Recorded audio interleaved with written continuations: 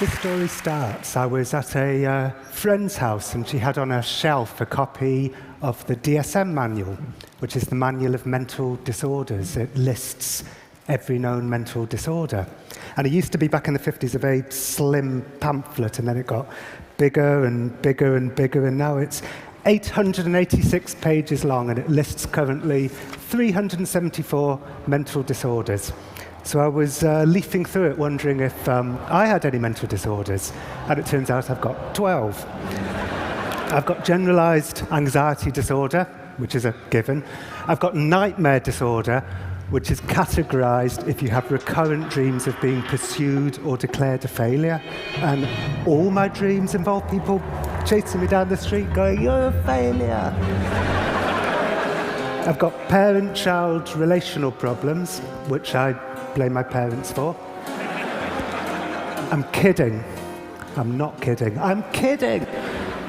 And I've got malingering. And I think it's actually quite rare to have both malingering and generalized anxiety disorder, because malingering tends to make me feel very anxious. Anyway, I was looking through this book wondering if I was much crazier than I thought I was, or maybe it's not a good idea to diagnose yourself with a mental disorder if you're not a trained professional. Or maybe the psychiatry profession has a kind of strange desire to label what's essentially normal human behavior as a mental disorder. I didn't know which of these things was true, but I thought it was kind of interesting, and I thought maybe I should meet a critic of psychiatry to get their view, which is how I ended up having lunch with the Scientologists. It was a man called Brian, who runs a crack team of Scientologists who are determined to destroy psychiatry wherever it lies. They're called the CCHR. And I said to him, can you prove to me that psychiatry is a pseudoscience that can't be trusted? And he said, yes, we can prove it to you. And I said, how? And he said, we can introduce you to Tony. And I said, who's Tony? And he said, Tony's in Broadmoor. Now, Broadmoor is Broadmoor Hospital. It used to be known as the Broadmoor Asylum for the Criminally Insane. It's where they send the serial killers and the people who can't help themselves. And I said to Brian, well, what did Tony do? And he said, hardly anything. He beat someone up or something, and he decided to fake madness to get out of a prison sentence. But he faked it too well, and now he's stuck in Broadmoor, and nobody will believe he's sane. Do you want us to try and get you into Broadmoor to meet Tony? So I said, yes, please. So I got the train to Broadmoor. I began to yawn uncontrollably around Kempton Park, which apparently is what dogs also do when anxious. They yawn uncontrollably. And we got to Broadmoor, and I got taken through gate after gate after gate after gate into the wellness centre, which is where you get to meet the patients. It looks like a giant Hampton Inn. It's all peach and pine and calming colours, and the only bold colours are the reds of the panic buttons. And the patients started drifting in, and they were quite overweight and wearing sweatpants and quite docile looking, and Brian, the Scientologist, whispered to me, they're medicated, which to the Scientologist is like the worst evil in the world, but I'm thinking it's probably a good idea. And then Brian said, here's Tony.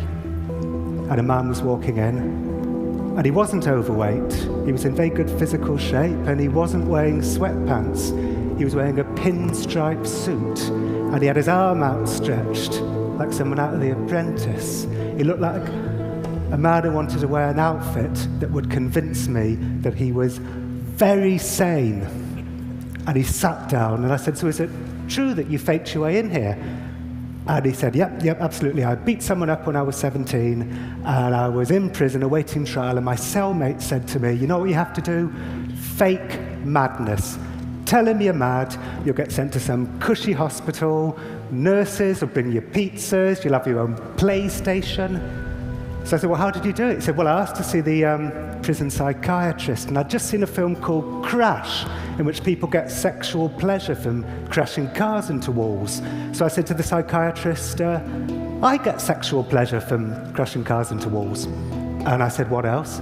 He said, oh yeah, I told the psychiatrist that I wanted to watch women as they died because it would make me feel more normal. And I said, where'd you get that from? He said, oh, from a biography of Ted Bundy that they had in the prison library. Anyway, he faked madness too well, he said, and they didn't send him to some cushy hospital. They sent him to Broadmoor. And the minute he got there, he said he took one look at the place, asked to see the psychiatrist, said, there's been a terrible misunderstanding. I'm not mentally ill. I said, how long have you been here for? He said, well, if I'd just done my time in prison for the original crime, I'd have got 5 years. I've been in Broadmoor for 12 years. Tony said that it's a lot harder to convince people you're sane than it is to convince them you're crazy. He said, I thought the best way to seem normal would be to talk to people normally about normal things like football and what's on TV. I subscribed to New Scientist, and recently they had an article about how the US Army was training bumblebees to sniff out explosives. So I said to a nurse, did you know that the US Army's training bumblebees to sniff out explosives? When I read my medical notes, I saw they'd written, believes bees can sniff out explosives. He said, you know, they're always looking out for non-verbal clues to my mental state, but how do you sit in a sane way? How do you cross your legs in a sane way? It's just impossible. You know, when Tony said that to me, I thought to myself, am I sitting like a journalist? Am I crossing my legs like a journalist? He said, you know, I've got the Stockwell Strangler on one side of me, and I've got the Tiptoe Through the Tulips rapist on the other side of me. So I tend to stay in my room a lot because I find them quite frightening. And they take that as a sign of madness. They say it proves that I'm aloof and grandiose. So only in Broadmoor would not wanting to hang out with serial killers be a sign of madness. Anyway, he seemed completely normal to me, but what did I know? And when I got home, I emailed his clinician, Anthony Maiden. I said, what's the story? And he said, yep, we accept that Tony faked madness to get out of a prison sentence because his hallucinations that had seemed quite cliched to begin with just vanished the minute he got to Broadmoor. However, we have assessed him and we've determined that what he is a psychopath. And in fact, faking madness is exactly the kind of cunning and manipulative act of a psychopath. It's on the checklist, cunning, manipulative. So faking your brain going wrong is evidence that your brain has gone wrong. And I spoke to other experts, and they said the pinstripe suit, classic psychopath, speaks to items 1 and 2 on the checklist, glibness, superficial charm, a grandiose sense of self-worth. I said, I want to hang out with the other patients. Classic psychopath, it speaks to grandiosity and also lack of empathy. So all the things that had seemed most normal about Tony was evidence, according to his clinician, that he was mad in this new way. He was a psychopath.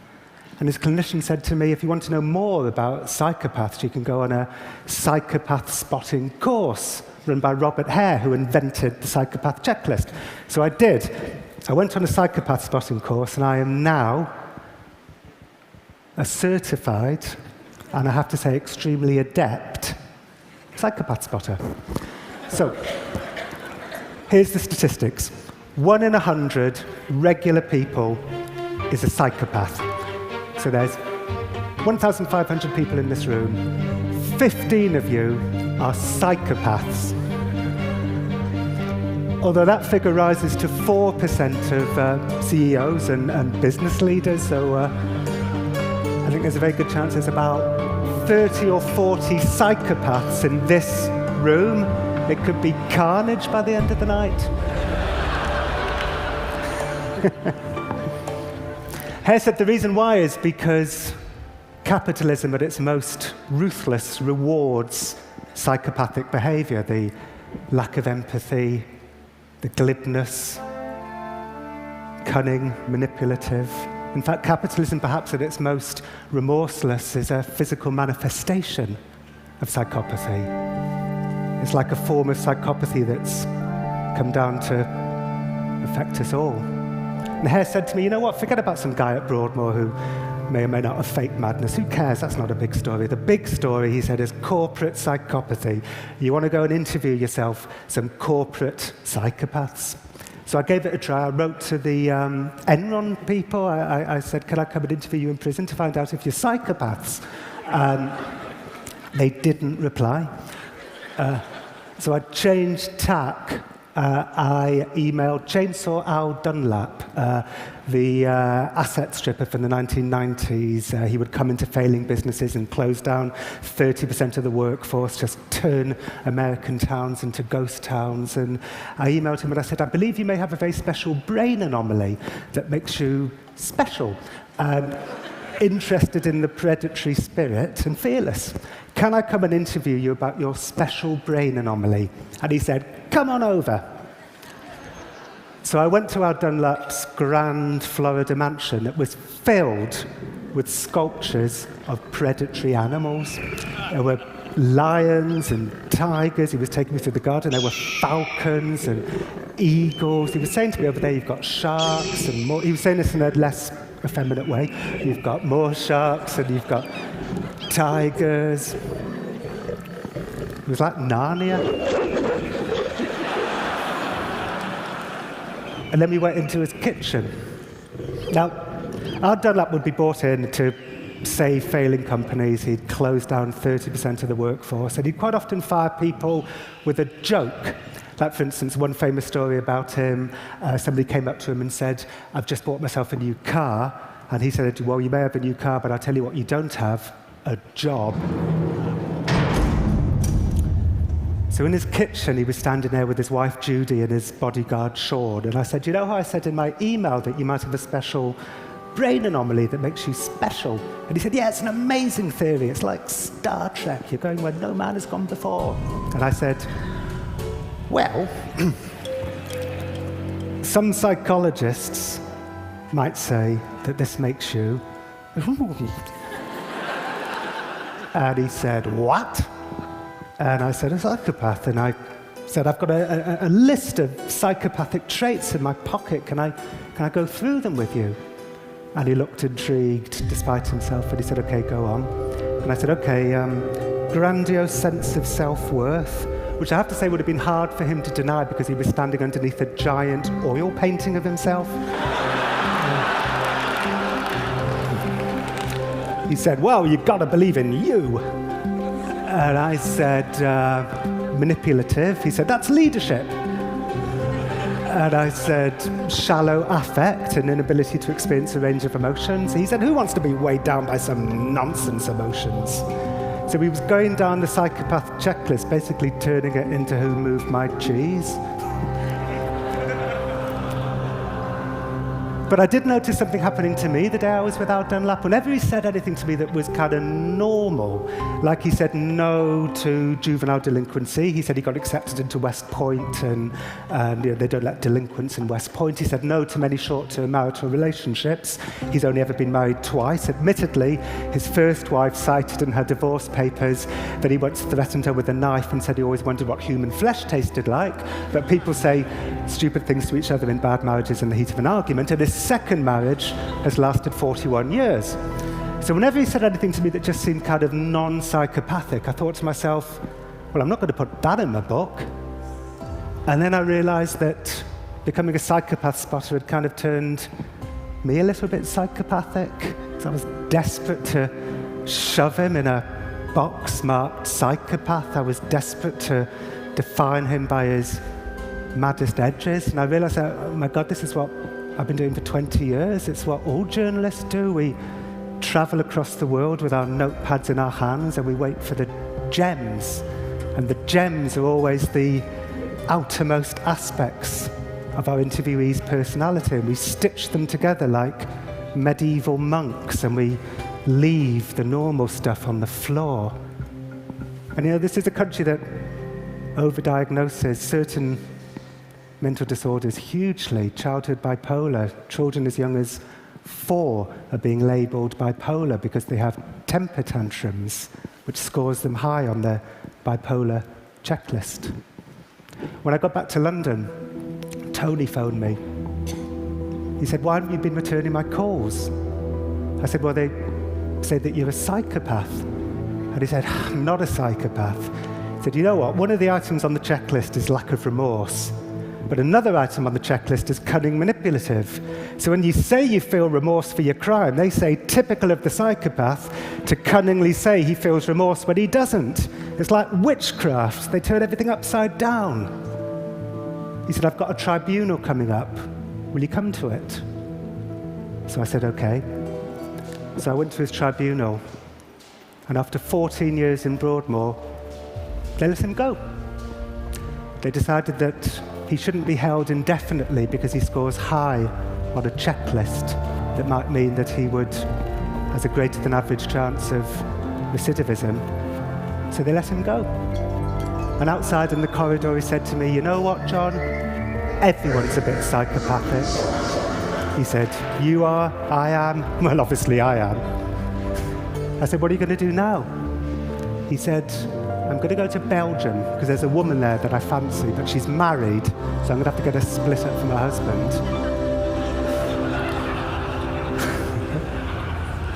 Anyway, that was 2 years ago, and that's where my book ended. And for the last 20 months, everything was fine. Nothing bad happened. He was living with a girl outside London. He was, according to Brian the Scientologist, making up for lost time, which I know sounds ominous, but isn't necessarily ominous. Unfortunately, after 20 months, he did go back to jail for a month. He got into a fracas in a bar, he called it.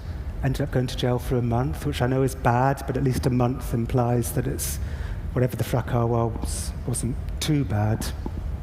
And then he phoned me. And you know what? I think it's right that Tony is out, because you shouldn't define people by their maddest edges. And what Tony is he's a semi-psychopath. He's a grey area in a world that doesn't like grey areas. But the grey areas are where you find the complexity, and it's where you find the humanity, and it's where you find the truth. And Tony said to me, John, can I buy you a drink in a bar? I just want to thank you for everything you've done for me. And I didn't go. What would you have done? Thank you.